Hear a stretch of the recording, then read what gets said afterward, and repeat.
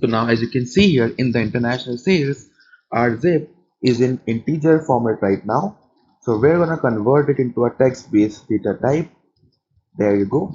And don't get yourself confused if there are no zeros in front of these zip codes, because these are not USA's zip code, these are Australia's zip codes, postal codes, so they might be just 4 digits here. So don't get confused. It's just that we have to be sure of that we are keeping everything standardized across all the queries.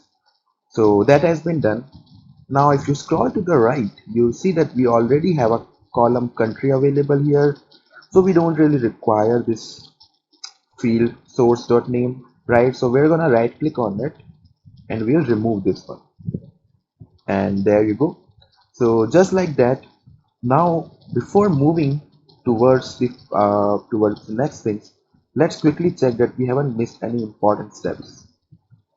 So I think we are good with all the integration we have done.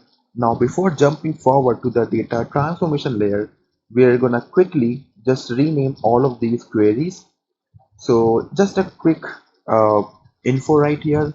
Whatever work which we do inside Power Query Editor, all of these are called queries.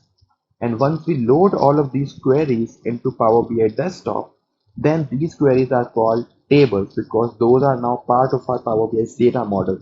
So we are gonna call them as queries, or they will be represented as queries here while we are inside the query editor. So now let's quickly just rename them in the appropriate format, and how that could be helpful and why is that helpful. We're gonna be looking into that in our data visualization lectures uh, to know the significance and the importance of that as well. So very quickly, I'm just going to rename these. There it is, and just a small space between here. So there you go. So that was all about this lecture. In the next lecture, we're going to look at data transformations, and we'll be doing a lot of cleaning and preparation of our data. So thank you for joining me, and we'll meet in the next lecture.